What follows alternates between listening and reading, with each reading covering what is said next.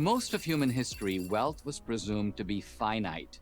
Consider a boy on a playground with 10 marbles. How can he get more? There is only one possibility. He has to take someone else's marbles. Wait, what? Wait, what? Why not? You have a finite number of marbles. The only way to get more is to steal other people's marbles. Until relatively recently, wealth was mostly in land, and the only way to get more land was to take it. Conquest was the natural mode of human acquisition, and that's how most countries evolved and grew, through force and conquest.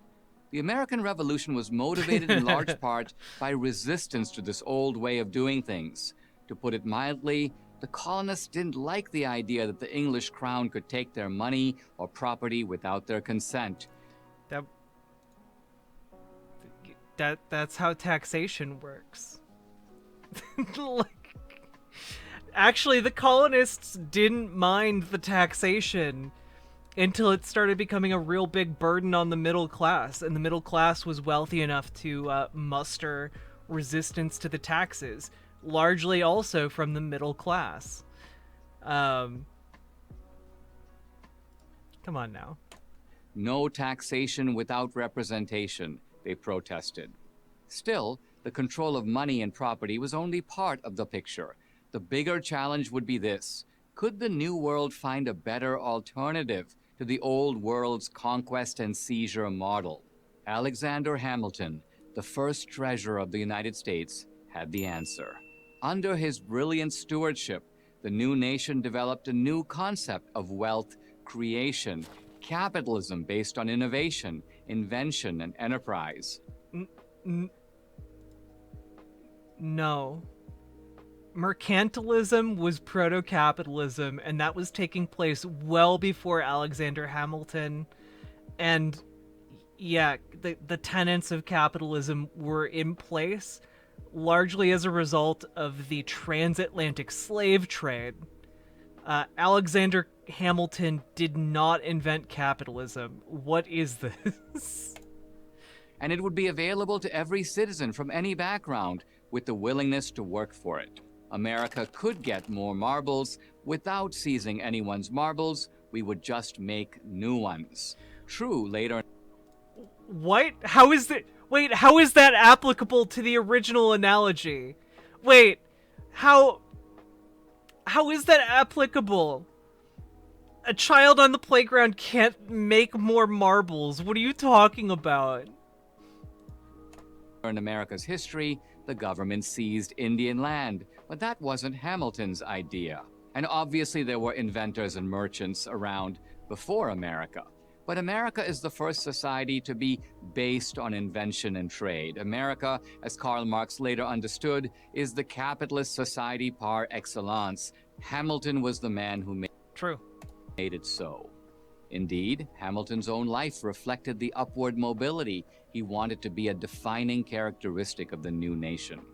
Born on the small Caribbean island of Nevis, he was orphaned at 12. By 14, he was running a shipping company for a local merchant. At age 20, he made his way to New York. Soon thereafter, he fully embraced the revolutionary cause. By 23, he was George Washington's most trusted aide. At 34, he was running the U.S. Treasury.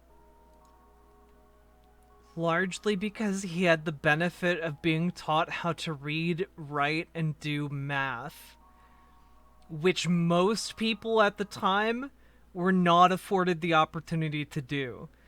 Like, you think you can, like, just decide to be, like, the best worker ever and become, like, the head of a shipping company?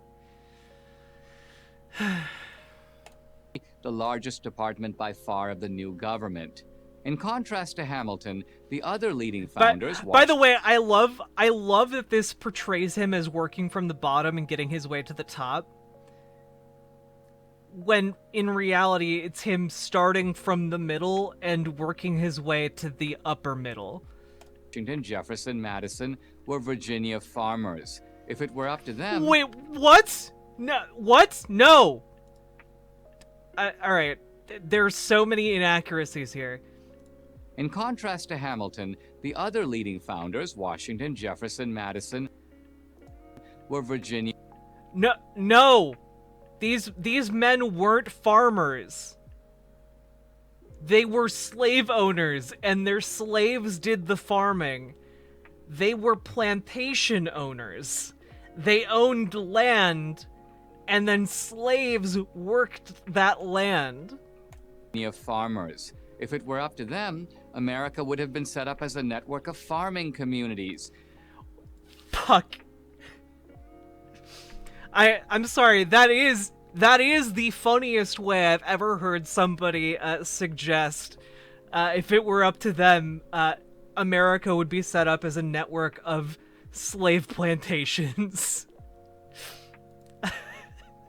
I'm sorry, they're not farmers. They're slave-owning plantation owners.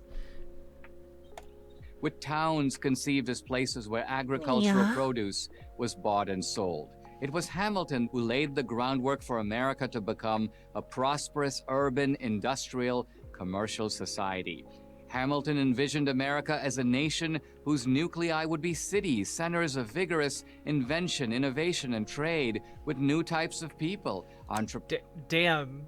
Alexander Hamilton coming out of the gate with the idea of cities. Concepts that had existed for thousands of years by this point. Also, oh, mommy. Entrepreneurs, mechanics, financiers, salesmen, and so on, all working to enjoy the pleasing reward of their toils. But how to create such a society? That was the question. How to make New York, which was then a modest town, into the New York City we know today, a flourishing center of finance, commerce, publishing, and the arts. Yes, Alexander Hamilton personally invented the skyscraper. Coming from the islands of the West Indies, where the buying and selling of human beings was the defining feature of the economic system, Hamilton well understood how easily the passion for conquest, control over other human beings could overwhelm man's better nature. Yes, slavery was a lamentable feature of the new country. The question for the pragmatic Hamilton was how to get rid of it. Not immediately, that was impossible, but eventually, inevitably. In his mind, there was only one way: make it as easy as possible for as many people as possible to become as prosperous as possible. Chat, you understand, like, first of all, Alexander Hamilton wasn't like an omniscient genius, okay? Second of all, when we're talking about making people as prosperous as possible, you understand how in today's society, in like the way we run things today, if it were legal for companies to enslave people, explicitly enslave them, companies would do that. Right? Like, you guys get that, right? Like, right now we just do it, and then we companies hide it via like complex supply chains, you know. But like, if Nike could legally enslave people in the United States to make shoes, they would, because it's cheaper to just own a slave than it is to pay a worker. Yeah, right now, we do use slave labor to make things in America using the loophole of the 13th Amendment, but we pay them like $1 a day, so it doesn't look quite as much like slavery, even though it is. Explicitly that, according to the 13th Amendment. We make like our license plates with slave labor, shirts with slave labor, underwear with slave labor, soap with slave labor. Didn't Nestle literally use slaves in South America? Yep. Also, the fruit companies did as well. So, literally using slaves makes people who have representation in government and the ability to lobby the government better able to enforce the structure of slavery. Literally, there is a profit motive to enslave people. We just hide it better now. This would happen through the myriad ways of commerce. A commerce of this sort, Hamilton knew, would require a strong central government, not to curb freedom, but to protect it. The elaborate system of rights and contracts on which capitalism is based require a government to be the neutral arbiter of the disputes that inevitably arise. A weak central government of the sort envisioned by Jefferson would not be up to that challenge. To say that these two intellectual giants butted heads over this question would be an understatement. Fortunately, Hamilton's vision prevailed. Wow, this is a little bit surreal watching Dinesh D'Souza for PragerU argue that big government is good. That vision included one more crucial component, one that is easily overlooked: patent protection for inventors and innovators. Article 1, Section 8 of the U.S. Constitution gives Congress the power to promote the progress of science and useful arts by securing for limited times to authors and inventors the exclusive right to their respective writings and discoveries. No less a figure than Abraham Lincoln would note that this right, the only right listed in the original Constitution prior to the addition of the Bill of Rights, accelerated the economic development of the United States by adding the fuel of interest to the fire of genius in the discovery and production of new and useful things. It was no accident that within a matter of decades, the United States became the most prosperous nation in world history. It's no accident because Alexander Hamilton... Yeah, it was entirely due to Alexander Hamilton. Please never open a textbook and read about Manifest Destiny. Please never read about Manifest Destiny. Please never read about American Empire. Please don't read about any of that. Please, oh God, please. We need our fragile worldview to remain intact. Was there at the founding, the man who understood that thanks to capitalism, you don't have to take anyone else's marbles to get more marbles of your own. I'm Dinesh D'Souza for Prager University.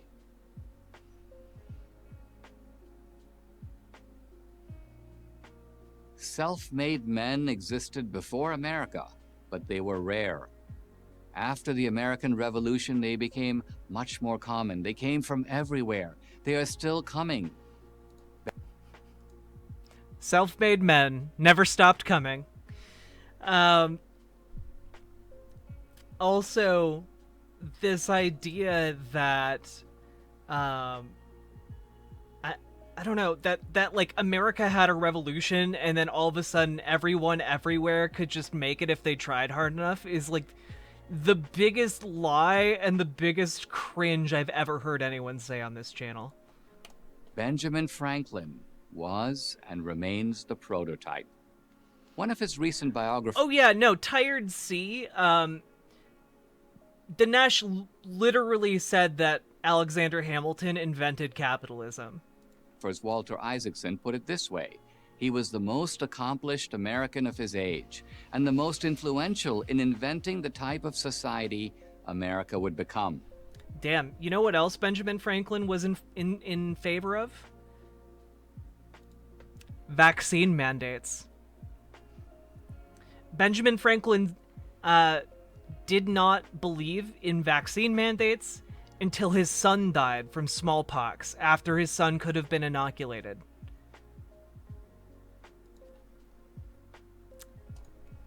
Franklin's life, no less than his ideas, conveyed the indomitable spirit of both invention and, just as important, self-invention that define Americans and make them almost instantly distinguishable even today by people around the world. Born in Boston in 1705, the youngest son in a family of 17 children, Franklin was at various times America's leading scientist, inventor, diplomat, writer, and publisher. It's hard to imagine one person could accomplish so much in one life.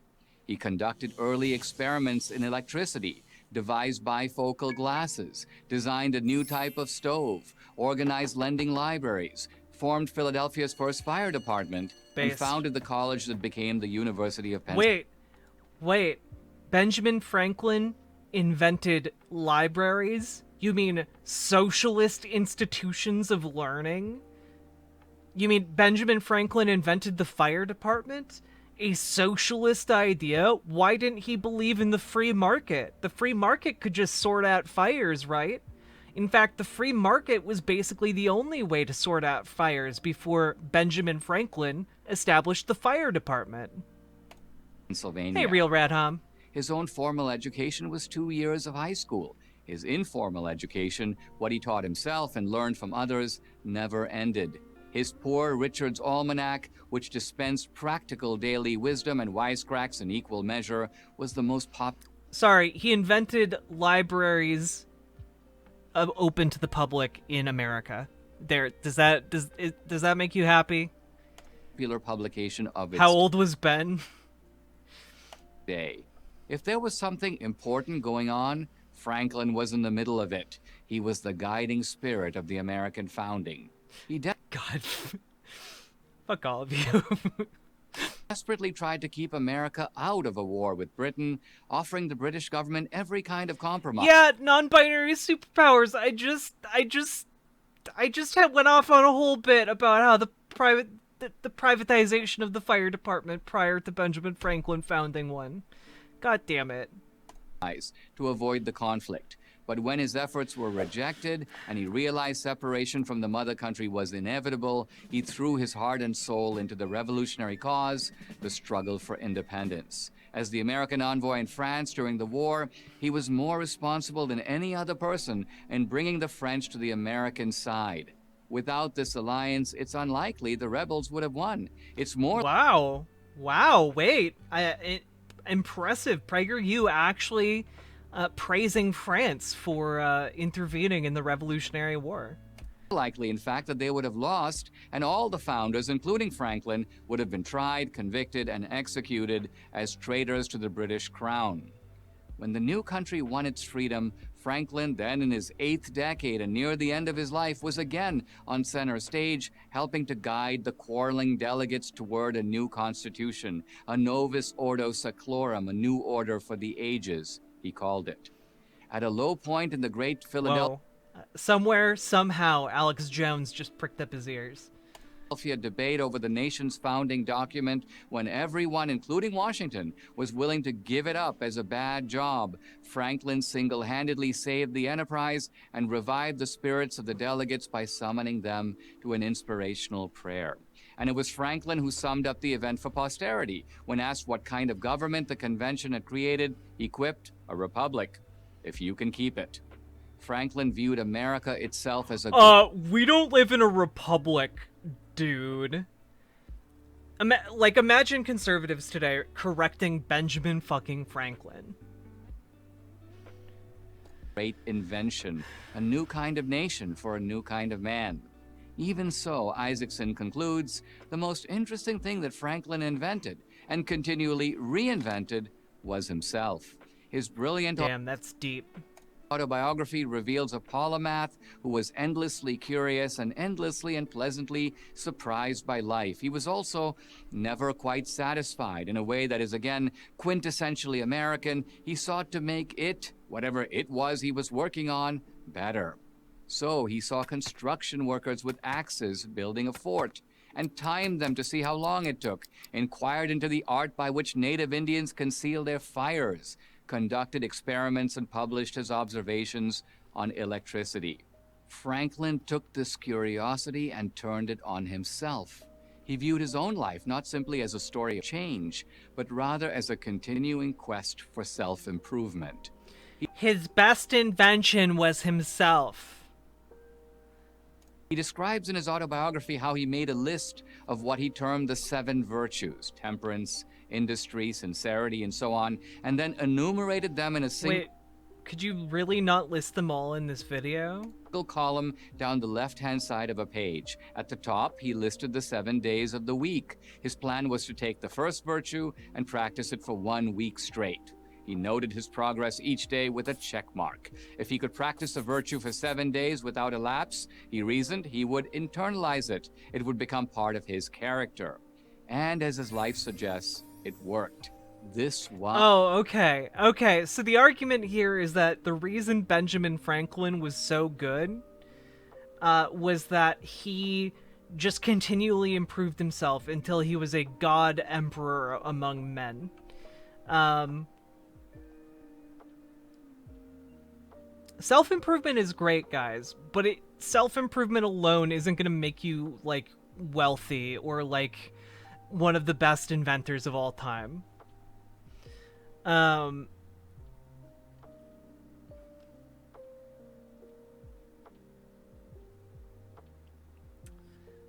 let's see. Yeah, just gotta clean your room, you know? wise, self-deprecating, life-loving man was Oh yeah, by the way, industry back in Franklin's time was just like you worked hard, you know? an American original, and yet he was also the progenitor of an American type, one who follows his own path. Benjamin Franklin types Wait, was he an American original? He tried to get America to realign with the crown. from all over the world came in droves to America because this was the place where they could best pursue their passion. In America, class didn't matter, country of origin didn't matter, level of education. Wait, class absolutely mattered in America. If you didn't own land, you couldn't vote. Depending on... Okay, there were places in America where you could vote if you didn't own land, but by and large, if you didn't own land, you couldn't vote.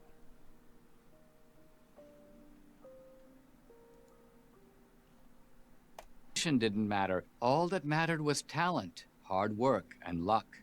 In America, you could make... Wait, Dinesh, did they have a border patrol in the Revolutionary times? Did they need to, like, figure out who was, like, coming into the country? No? Well, that's probably why they didn't care about national origin too much, right? Maybe we should go back to that. If that state of being was so good. Make of yourself what you will, and you still can, just as Benjamin Franklin did. He is the original embodiment of the American idea of the self-directed life, an idea that still defines the American experience. I'm Dinesh D'Souza for Prager University.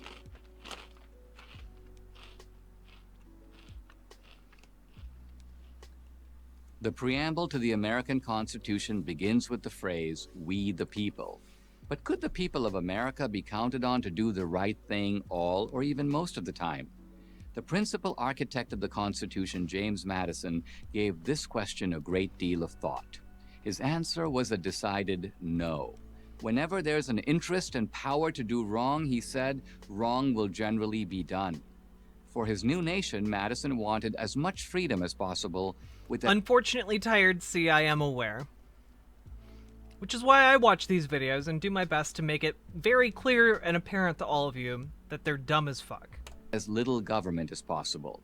But he had no illusions. Tyranny, he knew, comes in many forms. It's not confined to monarchies and dictatorships. In democratic society, the threat of tyranny comes from the people themselves.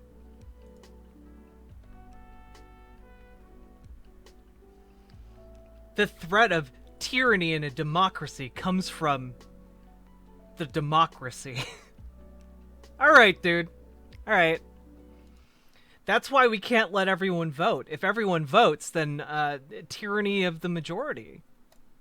The founders call this the tyranny of the majority. The majority will, if it can, put its own interests above those of the minority and generally not hesitate to deprive it of its rights and freedoms. This is why Madison was... Wait! You literally founded a country that deprived an entire racial group of people of freedom on the basis of their race. You were literally doing that thing.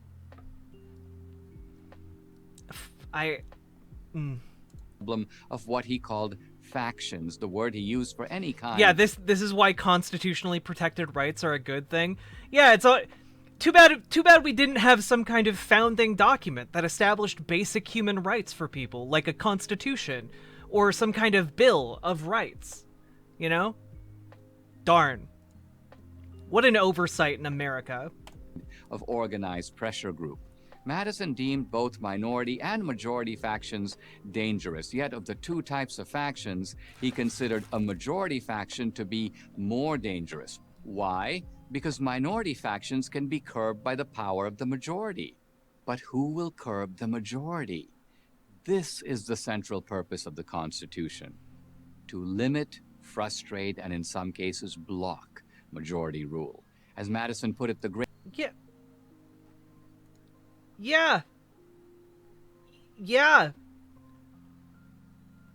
I fucking hate this video.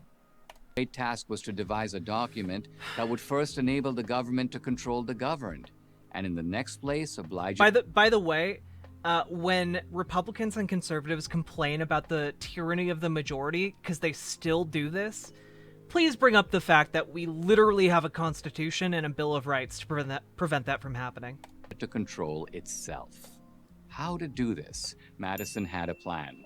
First, the Constitution had to be written down. We're so accustomed today to national constitutions that we need to remember that prior to the American Constitution, no country in the world had one.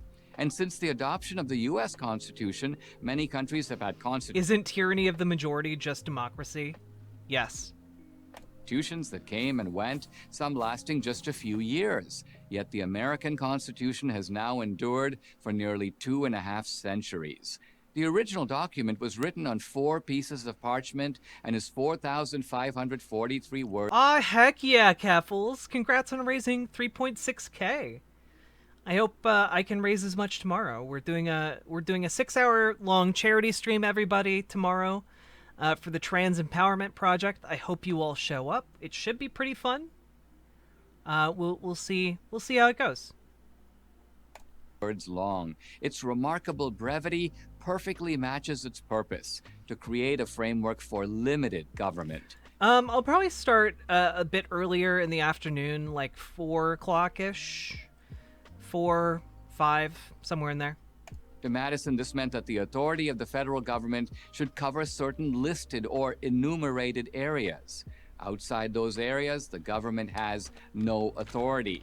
Second, the rights of the citizens had to be spelled out. That's why the first 10 amendments to the Constitution, known as the Bill of Rights, contain a series of limitations on government. The rights in the Bill of Rights typically begin, Congress shall make no law. Congress shall make no law restricting free speech or freedom of the press, or the free exercise of religion. Third, the concept of representative government had to be clearly defined. Representative government means that the people do not rule directly. They rule by electing representatives who govern in their stead. Madison counted this practice a radical departure from the direct democracy of the ancient Athenians as the distinguishing mark between democracy and a republic. A large and extended society, Madison argued, can function effectively only as a republic. And a republic is a much better guard Can function only as a republic. Until we had the internet. against tyranny of the majority than a democracy, in which by definition, the majority can do whatever it wants. Fourth, Yeah, that's how democracy works. the power within the government must be divided. The Constitution separates power between an elected legislature charged with making laws, an elected executive charged with enforcing them, and an appointed judiciary empowered with resolving legal disputes. A further division happens between the national government and the states, so that some powers are exercised at the national level, others at the state and local level. States' Fifth, rights. mutual oversight, checks and balances was necessary to restrain the power of the individual branches. Because Madison understood how easy it is for a country to devolve into tyranny, he ensured that each of the 3 branches of the government act as a check Tyranny to have health care. on the power of the other 2. Congress has the power to make laws, but the president can veto them, and vetoes can be overridden only by congressional supermajorities. The president and his executive branch enforce the laws, but there is congressional and judicial oversight. The judiciary interprets the Constitution and the laws, but judges are nominated by the president and confirmed by the Senate. This is not a complete list, but it gives a clear picture of Madison's ambition to give America a political system that would promote freedom by making it very hard for the human appetite for power. And it was all Madison's idea. He invented the concept of a tricameral legislature, or government. Whatever. Bicameral legislature. There we go. Whatever.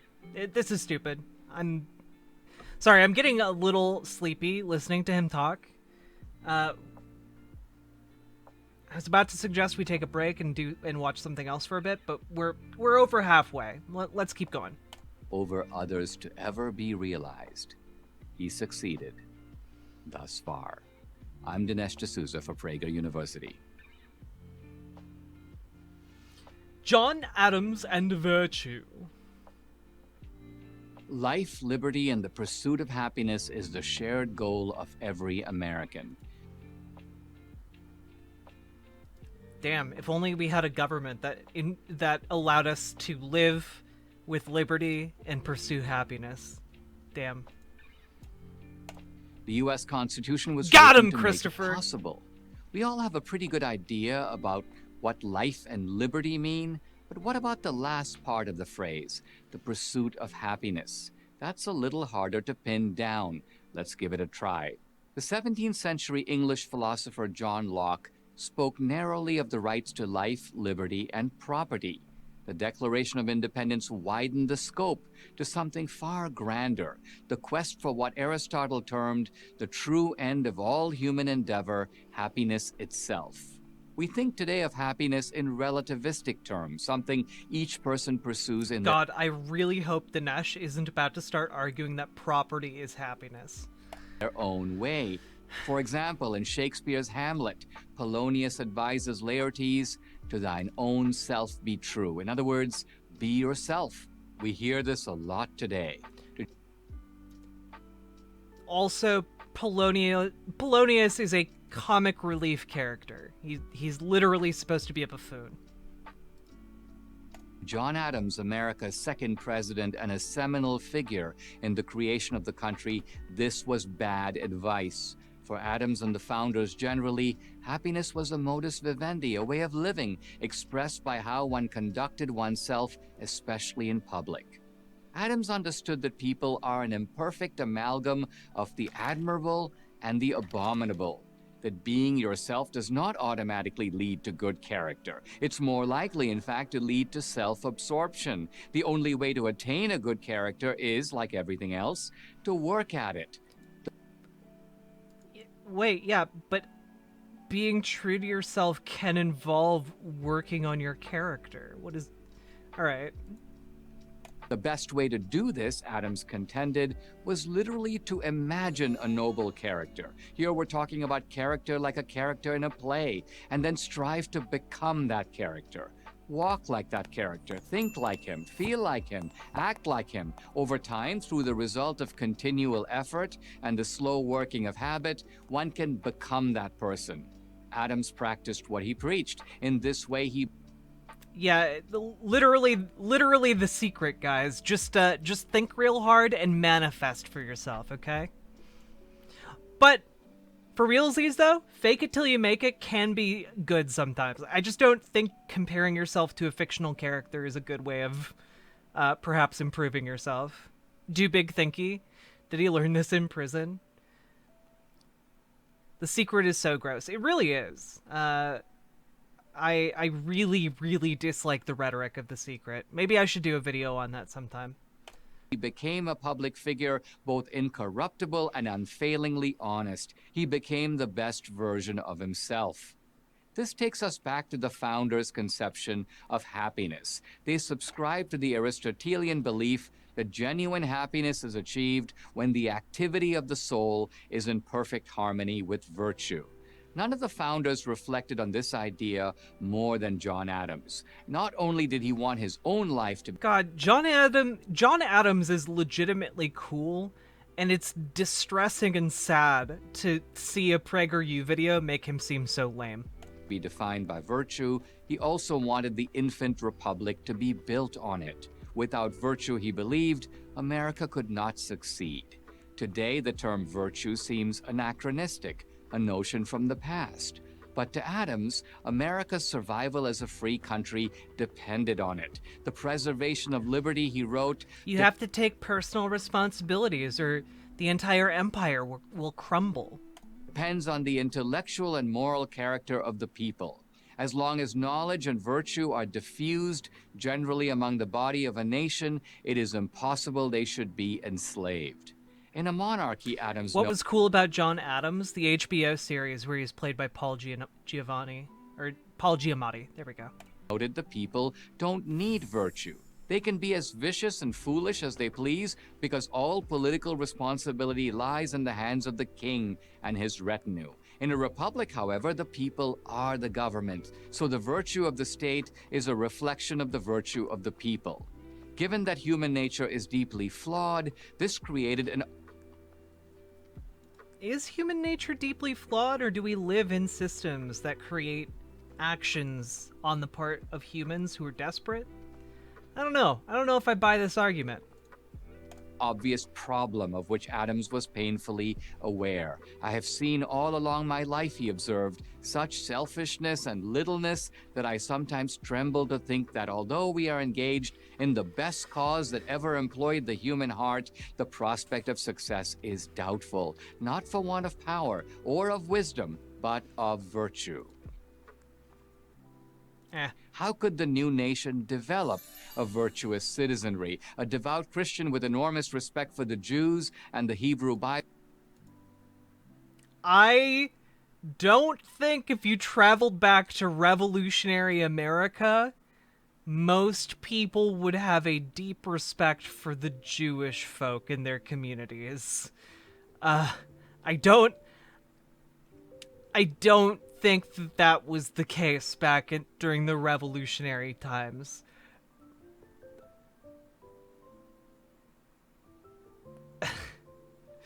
Also, good night, Darth Gently. You get good sleep, okay? Bible, Adam certainly saw belief in God and fear of his judgment as indispensable. So was a proper education. But he did not think that these were enough. A virtuous government would also be necessary. Here's where a clearly delineated and easily understood constitution would be essential, and no one worked harder than Adams to create one. His focus was to give citizens the ability to thwart the conniving, corrupt, power-lusting politicians for which he had so much contempt. Once identified, they could simply be voted out of office and better people could take their place. Additionally, good government would attract good people, capable leaders whose ambition could be enlisted on the side of virtue. Arguably, we are a long way from having the kind of leaders elected by the kind of people that Adams wanted the American constitutional system to help create. And we are more likely to think of pursuing happiness in narcissistic terms than in the way Adams and the founders perceived it. Perhaps because imagining the Chad version of yourself and becoming that version is so non-narcissistic. Is only by reflecting on our political problems as a reflection of flawed human nature and on Adams' proposed remedies, beginning with the development of good character in each citizen, that America has a chance of finding its way back to the path on which the founders so wisely and deliberately placed us. I'm Dinesh. God, like, I know I've mentioned this a couple times, but the absolute hero worship of the founding fathers of America is one and like the reimagining of the narrative of America presented in BioShock Infinite is really like gets more prescient every year, you know? Like Dinesh D'Souza going through each one of these political figures and talking about them falsely, like as if they invented entire economic systems, making excuses for them owning slaves, basically just putting them up on these pedestals as like some of the greatest people who ever lived in the history of mankind. Like, the opening of BioShock Infinite, and really the entirety of the game, is all about rewriting history to deify political figures who are no longer around to like justify themselves. So you use them to justify what you want to do in the modern day. You know, it's the use of this rhetoric to radicalize conservatives and to radicalize them to largely fascist or ethnostatist ideologies is deeply concerning and something we have to pay attention to, you know? They were gods, Jack? Well, yeah, Benjamin Franklin, Big Dick Franklin over there with his kite and key. Good night, Ashley. Get good sleep. D'Souza for Prager University. Thomas Jefferson and equality. In one sentence, Thomas Jefferson not only laid the foundation stone for a new nation, he also set that new nation, the United States of America, on a path we still follow today. His affirmation in the Declaration of Independence that all men are created equal and endowed by their Creator with certain unalienable rights may be the most influential words ever written this side of the Bible. The U.S. Just ignore all of the slavery and the women not being represented in the government and the treatment of the indigenous folks. You gotta ignore all of that, and sure, some of what Dinesh just said was true. Constitution, ratified a little more than a decade later, was guided by those words. Subsequent amendments, including the 14th Amendment passed after the Civil War, granting equal rights under the law, seem, for all their grandeur, to be restatements of the equality principle in Jefferson's original Declaration. Yet Jefferson is controversial today because he embodies the contradictions of the founders. Indeed, progressive scholars say he was the worst of them, the most hypocritical, because the very man who insisted that all men are created equal not only permitted slavery, but himself owned slaves. Did Jefferson not see the glaring contradiction between... Yes, Jefferson, we all know Jefferson was a prescient genius who foresaw that slavery would end in hundreds of years. In his principles and his practices, between the principles and practices of the infant American nation? According to Chief Justice Roger Taney, who authored the notorious 1857 Dred Scott decision affirming slavery in the territories, neither Jefferson nor the other founders could have seriously meant that all men are created equal.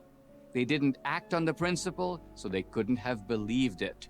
Modern progressive jurists such as Thurgood Marshall, as well as historians such as John Hope Franklin have, again with an irony that should not go unnoticed, adopted the Taney view. In Franklin's words, the founders betrayed the ideals to which they gave lip service. They wrote eloquently at one moment for the brotherhood of man, and in the next moment denied it to their black brothers. Well, yeah, because by and large, a lot of white thinky guys, big brainers of the time, didn't consider black people people. They literally considered them subhuman. No defense of Jefferson or the American founding is possible that agrees with this assessment. How then can Jefferson and the founding itself be vindicated against this most serious charge? For the answer, let's look again at the Declaration and what... Wait, why do you have to vindicate them? What is important? Why? Like, again, unless you're only interested in holding up these figures as political, on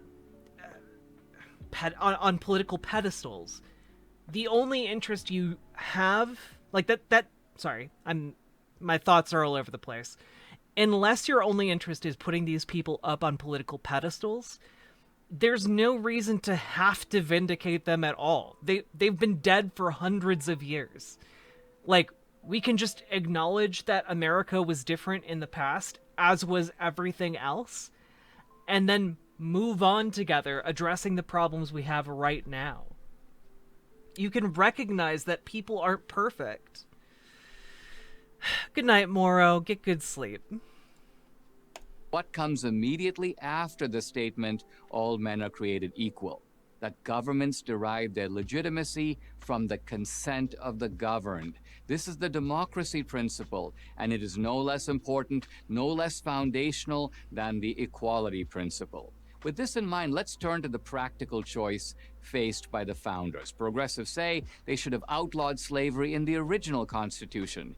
Yet slavery was legal in all the states that sent representatives to Philadelphia in 1789. How could these representatives outlaw slavery without the consent of the people in their states? Were they expected?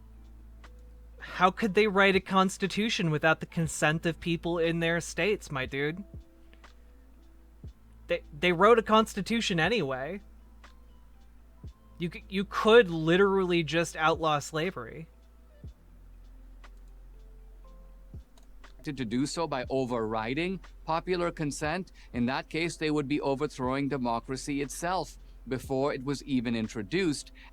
Wait, what was the actual, like, support for the American Revolution?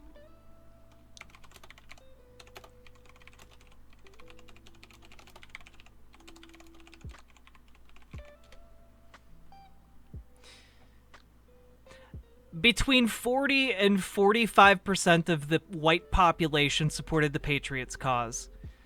So, most people in the United States were either undecided or were loyal to England. Damn. And yet these people, without the full consent of the people they governed, wrote a constitution. As the bedrock of the new Constitution. Furthermore, as everyone in Philadelphia knew at the time, many states would not have joined a union that forbade slavery at the outset. Perhaps a few would have done so, but no more. Had those who opposed slavery held firm on the issue, the union would have consisted of a handful of states, or it would have remained a utopian idea affirmed by a group of high-minded founders, but they would be founders of nothing. As Jefferson himself said about the slavery issue, we have a wolf by the ear, and we can neither hold him nor safely let him go. Yeah, because he's talking about how these people are subhuman. Like, of course he literally compared black people to animals. Also, the argument that, well, we wouldn't have won the revolution. Maybe that would have been a good thing for more people in America if we hadn't won the revolution, you know? After all, England did abolish slavery before the United States did. That would mean millions of people would not have been property in the U.S. I don't know. Hold it like a baby, like all puppies. True. Wolves ain't doing nothing wrong, okay?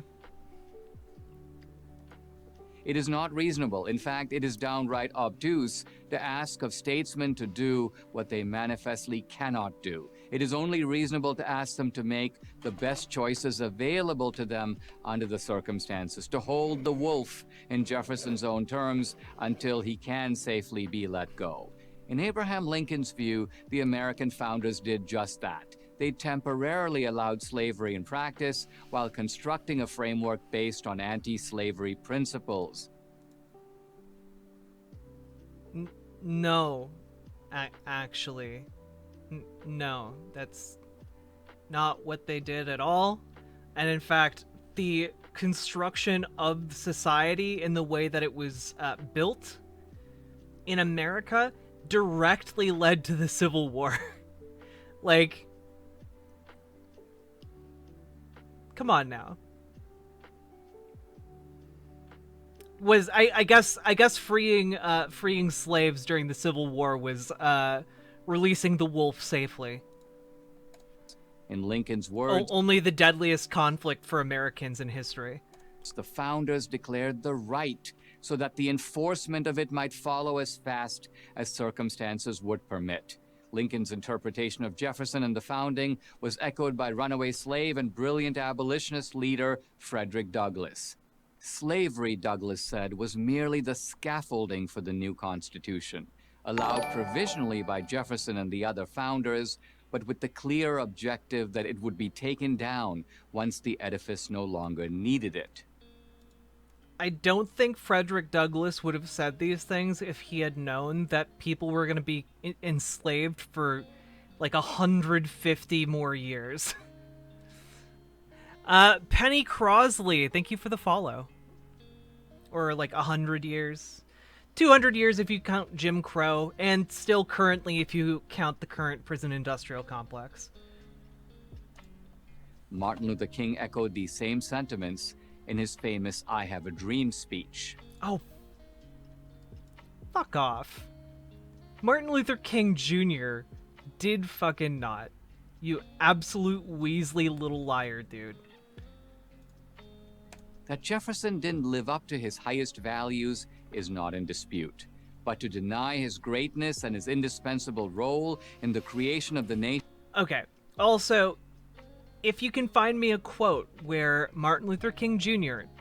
defended the Founding Fathers and defended the institution of slavery, I will be very surprised. But also, even if he did, I'm willing to bet that it was an appeal to get moderate whites on his side. Something that he complained about as one of the biggest evils.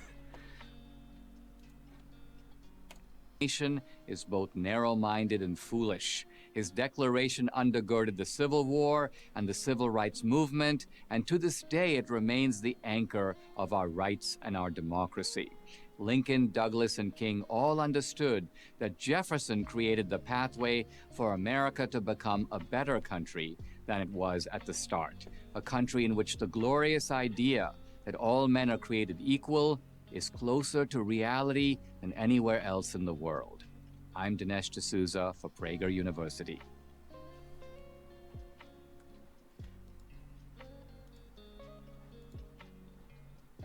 Oh good, they forgot to finish the video that they put out. That's fun. Look, it's literally not finished. Fascinating.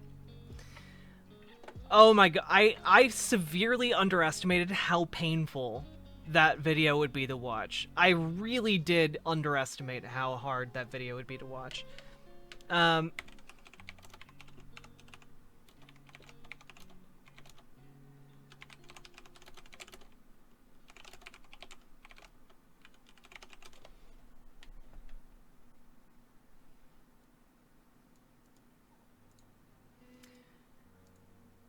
Now, I would imagine, by the way, that part of the reason Martin Luther King Jr. did, if and when he talked about the Founding Fathers, it was specifically to bolster the point that the Constitution talks about life, liberty, and the pursuit of happiness.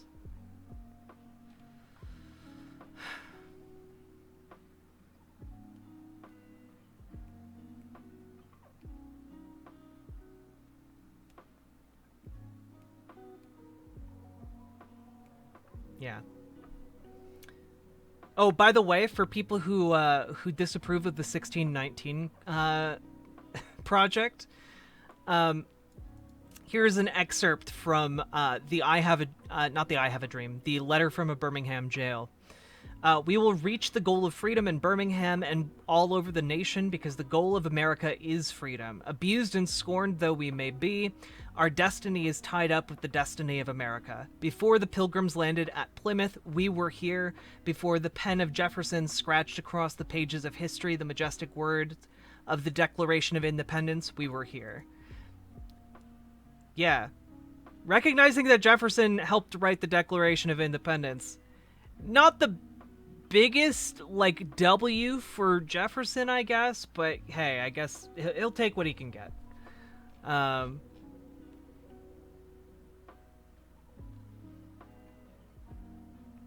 Also, you know,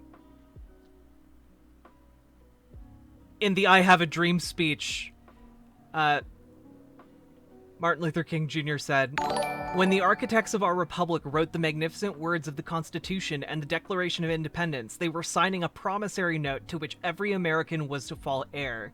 This note was a promise that all men, yes, black men as well as white men, would be guaranteed the unalienable rights of life, liberty, and the pursuit of happiness. It is obvious today that America has defaulted on this promissory note, insofar as her citizens of color are concerned. Instead of honoring the sacred obligation, America has given the Negro people a bad check, a check which has come back marked insufficient funds. Like, if you're gonna, like, guys, if you're gonna act, like, if conservatives are gonna, like, point at the I Have a Dream speech, they should probably actually look at what it says. Because, you know, when Dinesh D'Souza's like, yeah, MLK was, like, totally pro-Jefferson, too. MLK literally used the speech that Dinesh D'Souza referenced to condemn America not following through on life, liberty, and the pursuit of happiness. Like, geez.